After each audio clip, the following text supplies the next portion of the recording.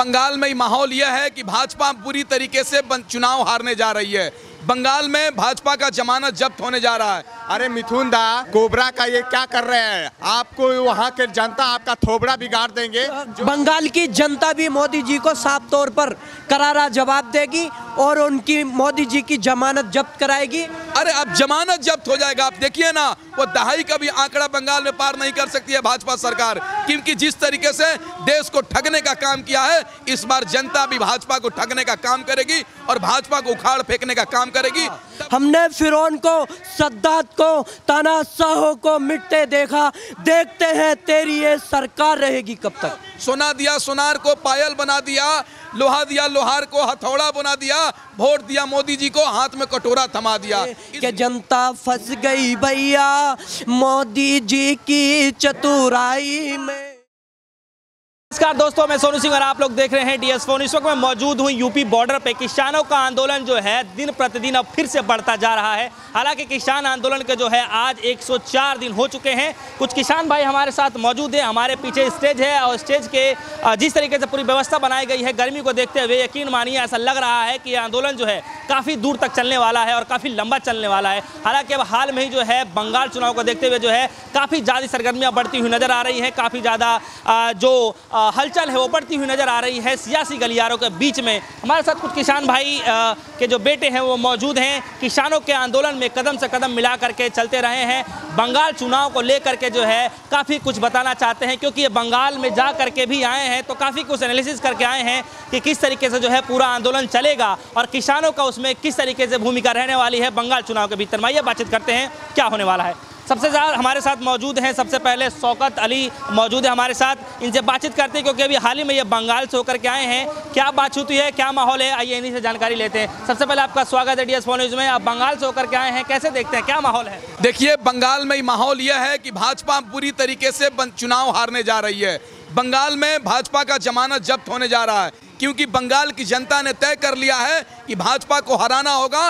नहीं तो भाजपा अगर जीत जाती है तो बंगाल का नाम कंगाल रखने का काम करेगी। इसलिए बंगाल की जनता उसको हराएगी चुनाव। सोना दिया सोनार को पायल बना दिया, लोहा दिया लोहार को हथौड़ा बना दिया, वोट दिया मोदी जी को हाथ में कटोरा थमा दिया। इसलिए बंगाल की जनता भाजपा को चुनाव हराने का काम करेगी, क्योंकि बंगाल की जनता देख रही है देश का अन्नदाता जो दिन रात मेहनत करता है, वो खेती करता है तो हमारे घर और आपके घर में चूल्हा जलता है तब जाकर हम खाते हैं। वही आज 104 दिनों से सड़क पर है, लेकिन सरकार सुनने को तैयार नहीं है। इसलिए बंगाल की जनता भाजपा को पूरी तरीके से हराएगी। चाहे तुम किसी को भी पार्टी ज्वाइन करवा लो, बंगाल की जनता तुम्हें वोट नहीं देने वाली। मिथुन चक्रवर्ती जो है जिस तरीके से फिल्म इंडस्ट्री के अंदर में जो अपनी पकड़ बना करके बैठे हुए हैं, जिस तरीके से जनता है, जो पब्लिक है, जो वहाँ के लोग हैं, यहाँ बंगाल के ही लोग नहीं पूरे भारत के अंदर में जितने लोग हैं काफ़ी उनको पसंद करते हैं, तो क्या लगता नहीं कि इसका असर पड़ेगा बंगाल में? देखिए, मिथुन चक्रवर्ती का जो थोड़ा सा इज्जत बचा हुआ था, उनका इज्जत मिट्टी में मिल चुका है, क्योंकि वैसे पार्टी के साथ उन्होंने ज्वाइन कर लिया जो पार्टी देश के हर लोगों को, युवाओं को बेरोजगार करना चाहती है, महिलाओं को सुरक्षा देना नहीं चाहती है, महंगाई बढ़ाना चाहती है और देश के अन्नदाताओं को खालिस्तानी पाकिस्तानी कहने वाले पार्टी के साथ चले गए, तो उनकी इज्जत जो बची थी वो भी धूल मिट्टी में मिल गई है। और बात कर रहे हैं मिथुन चक्रवर्ती का कि बंगाल को हम सुरक्षा देंगे। बंगाल की सुरक्षा वो क्या देंगे जिनकी हर मूवी में उनकी बहन का किडनैप हो जाता है। मिथुन चक्रवर्ती जी, एक बात सुनिए ना, मिथुन चक्रवर्ती स्टेज से कह रहे हैं कि मैं कोबरा सांप हूं, पानी में रहने वाला नहीं हूं। एक बात बताइए, आज बंगाल की जनता को सोचना होगा कि आपके बीच में कोबरा सांप घूम रहा है। वही कोबरा सांप जिसके काट देने के बाद दवा भी नहीं मिलता है, पानी भी नहीं मिलेगा, आप डायरेक्ट मर जाइएगा। इसलिए बंगाल की जनता तय करे कि इन देशद्रोहियों को, इन कोबरा सांपों को बंगाल से भगाने का काम करेंगे, तभी आपका बंगाल बच पाएगा। अब बताइए ना, गृह मंत्री अमित शाह जी बंगाल जाके कह रहे हैं कि युवाओं को रोजगार देंगे। अरे भाई, 2014 से क्या आप हर साल 2 करोड़ रोजगार दे रहे हैं? ठीक है, मैं आता हूँ शौकत अली भाई, मैं आपके पास आता हूँ। एक सवाल है मेरा यहाँ पे आपसे, मेरा सवाल है कि अब तो प्रधानमंत्री मोदी जी भी जो है हाल ही में रैली कर रहे थे, वहाँ की जनता को संबोधित कर रहे थे।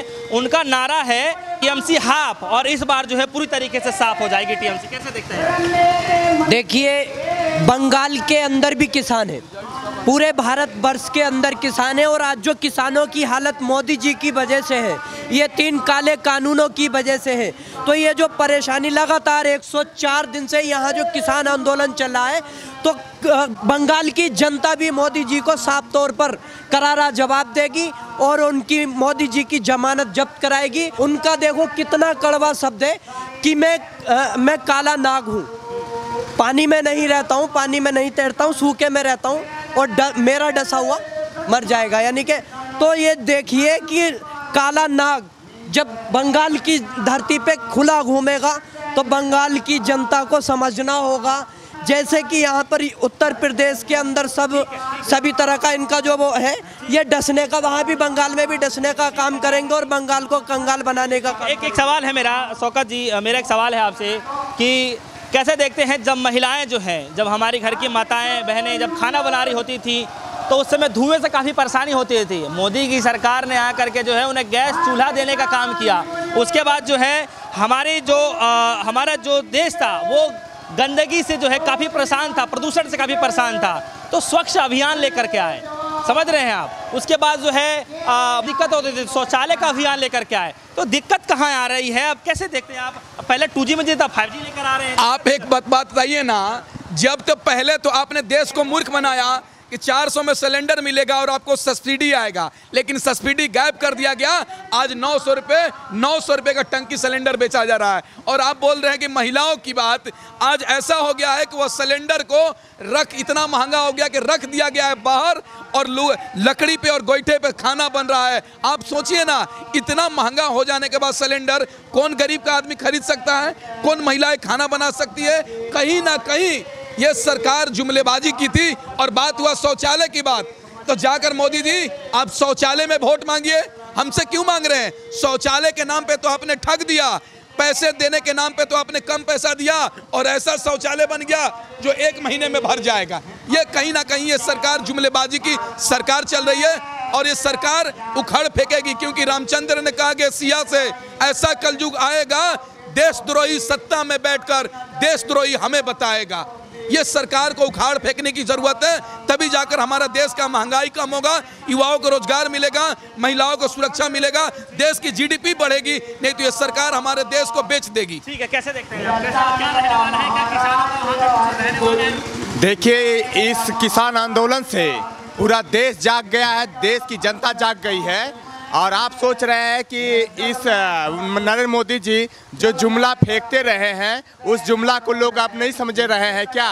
अरे मिथुन दा, आप अपना कोबरा का ये क्या कर रहे हैं? आपको वहाँ के जनता आपका थोबड़ा बिगाड़ देंगे, जो आपका इज्जत सम्मान था सब समाप्त हो जाएगा। आप जहाँ तक आप गैस सिलेंडर की बात कर रहे हैं, आप स्वच्छ भारत की बात कर रहे हैं कि आपने शौचालय दिया। अरे भाई, हकीकत देखिए ना, उसका परिणाम क्या हुआ है। मतलब गैस जो है कि सब्सिडी गलत है क्या? गैस सिलेंडर देना गलत है क्या? देना गलत नहीं है। अगर बिजली पहुंचाना गलत है क्या? अरे भैया, बिजली का देने का मतलब है कि पहले लोग फ्री में करते थे, अब तो पूरा ज्यादा बिल आ रहा है। 2G था, 5G लाना गलत है क्या? बिल्कुल गलत है। कैसे? आप क्या चाह रहे हैं कि सब परिस्थितियों के अनुकूल केवल एक जुमलाबाजी है? 2G था, 5G देते, गलत कर दिया क्या? आज सुनिए ना, देख, गरीब को डाटा से पेट भरेगा या आटा से? आप तो डाटा सस्ता कर रहे हैं लेकिन आटा महंगा कर रहे हैं। सुनिए, कितना भी डिजिटल इंडिया मोदी जी बना दे भारत को, रोटी को गूगल से डाउनलोड नहीं कर सकते हैं। रोटी खाने के लिए आटा जरूरत है, आप डाटा के नहीं, आटा की जरूरत है, तब जाकर हमारा देश चलेगा। और डिजिटल की बात कर रहे हैं, डिजिटल तो ऐसा हो गया, बिजली पहुंचाना गलत है क्या? बिजली पहुंचा दिए, पैसे फ्री में पहुंचाएं क्या? आप बताइए ना, बिजली का रेट कितना महंगा हो गया, बिजली बिल गरीबों को कितना आ रहा है। पिछली कभी सरकारों में किसी किसानों के खेतों में जो खेतों का पैसा होता है, कभी अकाउंटों में पैसा डाला है क्या किसी सरकार ने? सरकार ने एक बात बताइए मोदी जी, आप कहते हैं अच्छे दिन, हमको ये अच्छे दिन नहीं चाहिए, हमको पुराने 2014 से जो बुरे दिन थे वही दे दीजिए, क्योंकि उस शासन में आपने किसानों को आतंकवादी नहीं कहा हुआ सरकार ने। उससे पहले आंदोलन हुआ था, अन्ना आंदोलन की, उस समय की वर्तमान सरकार ने रामलीला मैदान जाने दिया था और बोला था कि जाइए आंदोलन करना आपका मौलिक अधिकार है। लेकिन यह सरकार, मोदी सरकार, जब देश का अन्नदाता आंदोलन करने के लिए आता है तो उसको दिल्ली घुसने नहीं दिया जाता है, उसको रोका जाता है। ये तो कौन सरकार है? देखिए, महंगाई को लेकर आप भी कह रहे हैं मोदी जी ने गैस सिलेंडर दिए, गैस दिए, तो मैं 4 लाइनें उनके लिए पेश कर रहा हूँ। और मचा है गली गली में चर्चा, मारे डाले घर का खर्चा, बीबी बना रही है पर्चा, घर में नहीं है हल्दी मिर्चा, जीवन पड़ गया देखो हमरो आज खटाई में, कमर तोड़ महंगाई में, कि जनता फंस गई भैया मोदी जी की चतुराई में। ऐसा लगता है क्यों फंसेंगे हम क्यों फंसेंगे? अंधभक्त लोग 2014 से पहले ये महंगाई डायन लगती थी, लेकिन 2014 के बाद यही महंगाई डार्लिंग बन चुकी है। कम शब्दों में कैसे देखते मैं मैं तो 2014 में ही मोदी जी के फंसा नहीं था, उनके खिलाफ मैं चुनाव लड़ा हूँ। बनारस में मैं जानता था ये देश को बर्बाद करने आ रहे हैं। चुनाव लड़े थे? बिल्कुल। क्या हुआ फिर क्या हुआ? वो तो बहुत सारे लोगों का भी कैंसिल कर देते हैं कि तेज बहादुर का भी पिछले बार कैंसिल कर दिए हैं। अरे मोदी जी, आप जैसे लोगों को हम जैसे पढ़े लिखे लोग बहुत पहले से ही जानते हैं, हम आपके झांसा में फंसने वाले नहीं है। ये तो गरीब जनता है जो अशिक्षित है, जो आपके धर्म और जाति के नाम पर तोड़ रहे हैं। अब वे किसान आंदोलन के आधार पर अब वो भी जाति धर्म कुछ नहीं चलने वाला। कह रहे हैं कि उत्तर प्रदेश में जो जिस तरीके से लॉ एंड ऑर्डर बरकरार है, अगर सत्ता आ जाती है इस तरीके से लॉ एंड ऑर्डर बरकरार किया जाएगा बंगाल में भी। कैसे देखते हैं आप? देखिए, ये मोदी जी जो जगह जगह जाकर जो है भाषण दे रहे हैं, झूठ बोलने का काम कर रहे हैं। उत्तर प्रदेश के अंदर अभी बेटी का जो है मतलब छेड़खानी के उसमें उसके बाप को गोली मार दी जाती है। तो एक शेर के साथ मैं अपनी बात आपसे रखना चाहूँगा, सर पे ये झूठ की दस्तार रहेगी कब तक? सर पे ये झूठ की दस्तार रहेगी कब तक? ये बता रेत की दीवार रहेगी कब तक? हमने फिरौन को सद्दात को मिटते देखा, हमने फिरौन को सद्दात को तानाशाह को मिटते देखा, देखते हैं तेरी ये सरकार रहेगी कब तक? कब तक रहने वाली है सरकार? क्या आखिरी सवाल है मेरा कि क्या ये जो है मिथुन चक्रवर्ती जिस तरीके से आ रहे हैं, क्या लगता है कि कुछ अलग माहौल होने वाला है? अरे उन्होंने दुबटी सूरज को सलाम कर दिया और ये सरकार बचने वाली नहीं है। 2022 के चुनाव होगा उत्तर प्रदेश में, पूरी तरीके से भाजपा हारेगी, बंगाल और 5 राज्यों में चुनाव हारेगी और देश से भाजपा का विदाई 2024 में होगा। आप देख रहिए ये सीटें मिलेंगी आपके अनुमान है? भाजपा को। अरे अब जमानत जब्त हो जाएगा। आप देखिए ना, वो दहाई का भी आंकड़ा बंगाल में पार नहीं कर सकती है भाजपा सरकार, क्योंकि जिस तरीके से देश को ठगने का काम किया है, इस बार जनता भी भाजपा को ठगने का काम करेगी और भाजपा को उखाड़ फेंकने का काम करेगी, तब जाकर देश बचेगा। नहीं तो ये लोग देश को बेच देने का काम करेंगे। तो हमारे साथ है कुछ किसान भाई मौजूद थे। हालांकि हमने बंगाल चुनाव को लेकर के खासा बातचीत करी है। हालांकि इनका साफ तौर पे कहना है कि जिस तरीके से जो माहौल लगातार बनते हुए जा रहे हैं, बंगाल चुनाव में जो है इसका फर्क देखने को मिलेगा। हालांकि बंगाल चुनाव में अगर मिथुन चक्रवर्ती को उतार रहे हैं एक बड़े चेहरे के रूप में, तो इसका कोई जो है उतना बड़ा असर प्रभाव जो है देखने को नहीं मिलेगा। लेकिन जो जनता है वो सबको समझती है, सबको जानती है किस तरीके से वोट देना है, क्या करना है। ये तो आने वाला वक्त ही बताएगा कि क्या होने वाला। फिलहाल का इतना ही। जुड़ रहे हमारे साथ, देखते रहिए DS4 न्यूज़। धन्यवाद।